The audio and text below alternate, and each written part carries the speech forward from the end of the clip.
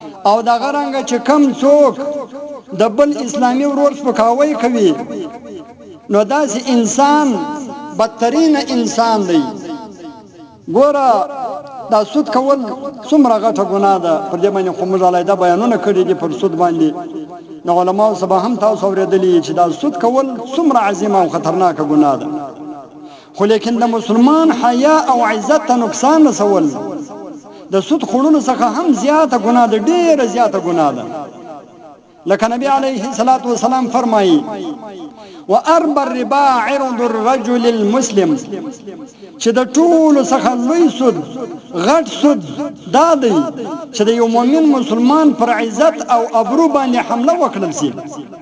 ګوره ډېر د عبرت مقام دی چې د سود یو ورکې خوړل د الله جل جلاله په نزد باندې د ګناه په اعتبار سره د شپږ دیرش واره زناګانو کولو څخه لا هم زیاته او بدترینه ګناه. یو سړی شپږ دیرش واره زنا کوي، یو سړی خالي ورکې سود خوري، دا سړی ډېر پر ګناهګار دی چې کوم دا سود یې خوړلی او د لمانځه د جومات په د اول صف کې ولاړ او د مسجد په اول صف کې ولاړ دی، هغه سړی لمونځ هم نه کوي او زنا کوي، شپږ دیرش واره زنا وکړي، دا سړی خالي ورکې سود وخوري، دا سړی پر ګناهګار دی، تر هغه زیات ګناهګار شپږ دیرش واره زنا کړی. خو لیکن بیا هم نبی علیه الصلاة والسلام فرمایي چې د ټولو څخه لوی او غټ سود دا دی چې د یو مسلمان پر عزت باندې حمله وکول شي. دا به بیا څومره عظیمه ګناه وي چې د سود یې ورکې خوړل تر شپږ دیرش واره زیاته ګناه عذاب دی. نو آیا چې دغه بیا تر سود لا زیاته ګناه ده د مسلمان حیا اخیستل، د مسلمان پر عزت او پر ابرو پر حیا باندې حمله کول، هغه بې عزته کول، دغه غیبت کول، دا به بیا څومره ګناه وي.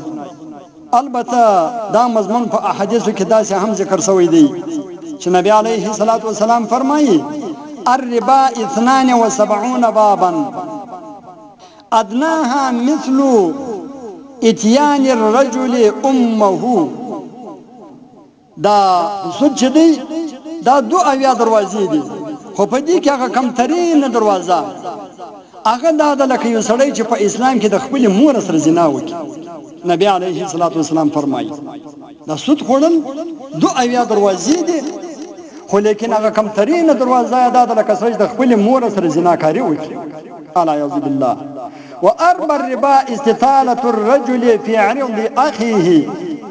خو بیا نبی علیه الصلاة والسلام فرمایي چې د ټولو څخه لوی سود بیا دا دی چې د یو مؤمن مسلمان پر عزت او ابرو باندې ژبه درازي وسي، زبان درازي وسي او پر هغه باندې خوله وازي کې دغه خبرې کوي، دغه غیبت کوي د مسلمان.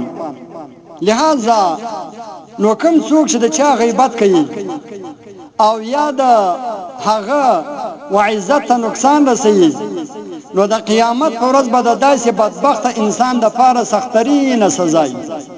اول د دې څخه یوه خبره مخکې واوري، بار ما بیانو کې کړی چې دا غیبت پر 4 قسم باندې دی. زما بیان په غیبت کې دی نه، غیبت پر 4 قسم باندې دی. په دې کې یو قسم یې دا دی که چیرې یو چا غیبت کوي ابل ورته ویل په دا مجلس کې چې یاره دا غیبت مه کوه، دا حرام دی، ناروا دی، او دی ورته وایي چې دا غیبت نه کوم، دا زه دا حال وایم. دا سړی وایي په دغه صد کې کافر شو، مینه پر طلاق شو. د غیبت څخه ځان ګوري بیا خصوصا دا رقم خبرو څخه چې دا زه دا حال بیانوم، دا خو غیبت نه دی. اعوذ بالله. الله تعالی وایي ولا یغتب بعضکم بعضا، یو د بل غیبت مه کوئ، دا غیبت حرام او ګناه کبیره ویله ده او ته دا غیبت نه دی، زه دا حال وایم. یعنې دا معنی چې دا غیبت خو دا جائز عمل دونه مسله نه ده. اعوذ بالله. نو کتابونه لیکلي چې په هغه صد کې باندې کافر کېږي او مینه پر طلاق کېږي چې دا خبره وکړي چې دا زه دا حال وایم، دا غیبت نه کوم، دا غیبت نه ده.